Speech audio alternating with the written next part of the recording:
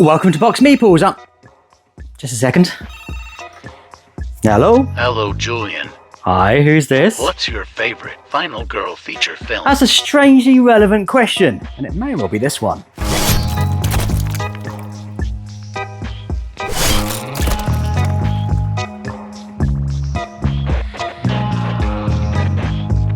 Welcome to BoxedMeeples, my name is Julian, and today we are talking about the Final Girl special feature, Shriek. Now, we've seen some of these special features in the past. They tend to be more elaborate features that you can play with the Final Girl engine that tend to always include minis, and they have a slightly shiny box.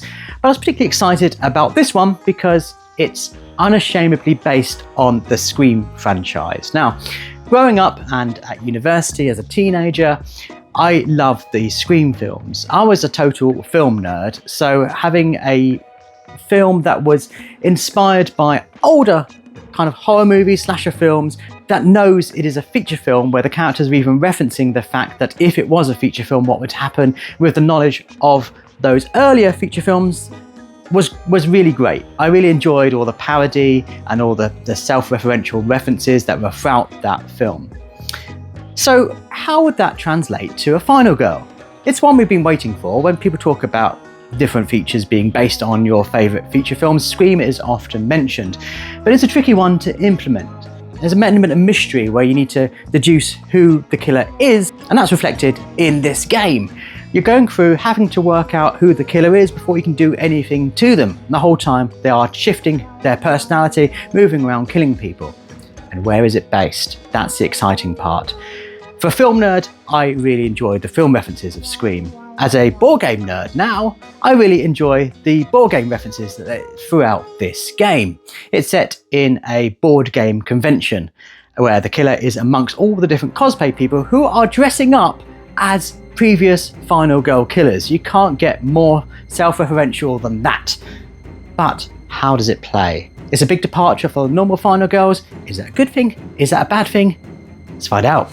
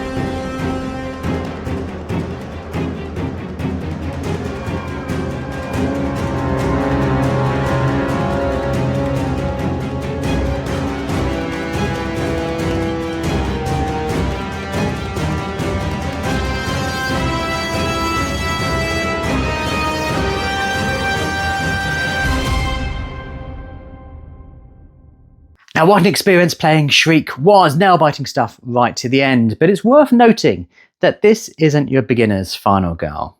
If you're new to the series, play one of the earlier feature films first with the core box, because this one is pretty dense and complicated.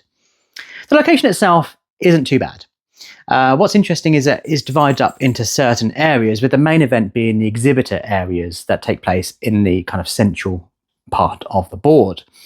And of course, there is so many references to all sorts of board game things that is just joyous to play. Obviously, each of the booths is based on an existing publisher with a slightly tweaked name, and that is mildly hilarious. So if you know different board game publishers, you'll look at the board and go, I know who that is, without ever being explicitly who it is, with the exception, obviously, of Van Ryder. But that's not where the parody ends.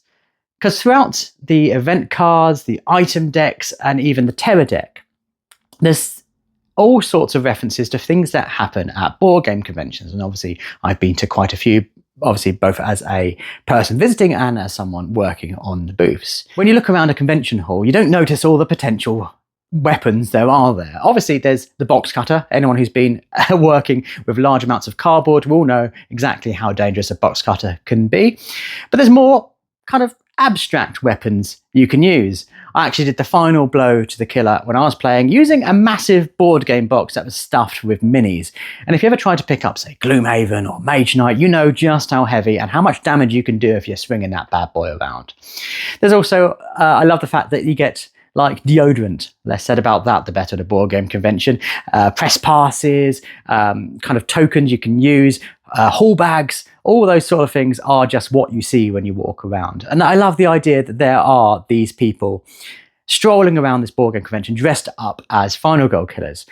I love the irony that this game was actually released at Gen Con, where people were dressing up as Final Girl killers while buying this game. That's how wonderfully self-referential it all is. Now, the killer himself, Mort, needs to really be in a location that has the right amount of victims, because the way this works is you have minis you place out for the different identities that it could be. On a certain different locations, I'm not sure how well the characteristics of Mort are going to work. So there's a very fine balance between having the right amount of victims and having space for the suspects to be. Of all the kind of Final Girls I've played, I feel this one is the one that is most tied with the killer and the location. You could obviously separate it out, as is the beauty of the system, but I think the real magic only happens when you're playing both of those combined. And what you're doing on a turn is, again, different to your normal Final Girls, because the killer doesn't start on the board. It's a bit like the Tormentor, like that. And the way you find out who the actual killer is actually really different and unique. It's taken inspiration from, I think, Hostage Negotiator, particularly the career mode. And Hostage Negotiator was what the Final Girl engine was built on, so that does rather make sense. You have new cards you're playing, which work as action cards, where you can interrogate suspects, the other cosplayers who are dressing up as the Final Girl killers, and try to find some information from them. You then use a red viewer to look at a card which exposes a clue. This allows you to then rule out different people in the cosplay, remove those cards and know that they are not in fact the actual killer. And once you've removed those, they then become informants who appear on the board in place of the minis, and you can go and talk to them, and they're slightly easier to persuade to give more clues. As you're playing through, you obviously have to find out 5 different bits of information to know for sure who your killer is, and then once you know who they are, that's when you can finally take them on and attack them. Some of their killer actions are different based on who they are dressed up as. Some have much more health to deal with. So you can't actually do any damage to the killer until you know what they are, so things like weak attack, you're not using early doors. The focus really is on interrogation, finding out who those suspects are, and therein lies the excitement of the game. You could be talking to, say, Hans, trying to find out information about the killer without realising that they may in fact be the killer themselves. And it does create those stories, as does the best Final Girls. And then there's that massive twist at the end where it's revealed, yes, that person was the killer, but fortunately, they're on the other side of the board. So you've got a bit of leeway to get those cards to do the damage to them, or get some item cards so you can actually do some killing with those. There's so many twists and turns that go on through the game just with this unknown quality, and it's so amazing that for a solo game they have created this hidden movement system where there is a genuine amount of deduction that goes on, and there's so many of those reader cards with so many different killer identities, it's very unlikely you're going to be able to play the same game twice. I can't imagine you being able to memorize all of the information to know who the killer is before you start. Is it the best Final Girl though? Therein lies the big kind of headline question. Well, yes and no. This, as I said at the beginning, is not your starter Final Girl. It's complicated and it takes longer to play. I've played Final Girl 50 times. And this was one of the longest play sessions. It took me over an hour to get through it. And that's partly because you do have those extra processes that go on. You have the booth events that happen in your upkeep phase. You have the deduction you have to do. And even persuading victims to move around is tricky because they don't want to leave the convention hall. So they want to stay put. So rather than having to lead them away like you normally would do, you have to scare them to panic and move around and hope they move in the direction you need them to. All these things make it trickier to unlock your Final Girl ability, but just make the game as a whole longer. But to Final Girl fans, this is amazing. It takes all the bits I love of kind of hostage negotiator career mode, added those in with that amount of deduction which we haven't seen in any other Final Girl, and gives you that really set, tense kind of feeling of dread as you're moving around.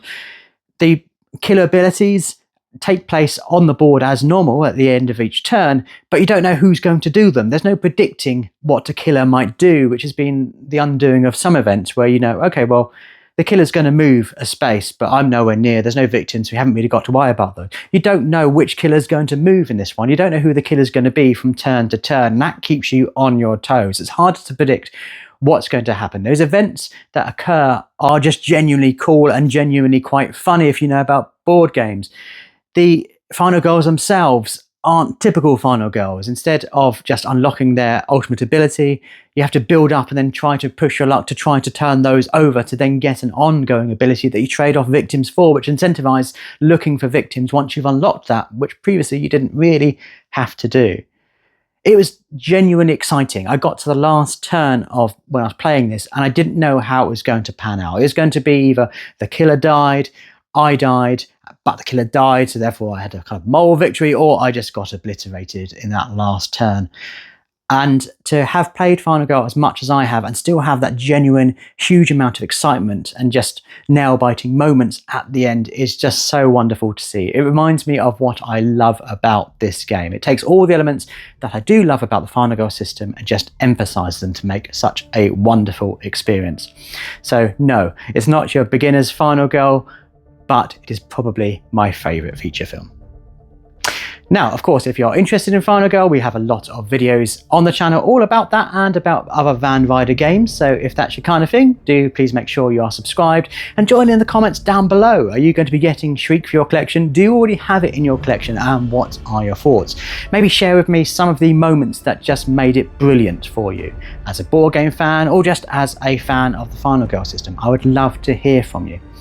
And obviously a good place to buy Final Girl is in your friendly local game store, and for us in the southeast of England that is Chaos Cards. And as always, there is a little description in the description, there's a little discount code you can use to save yourself some money at the checkout.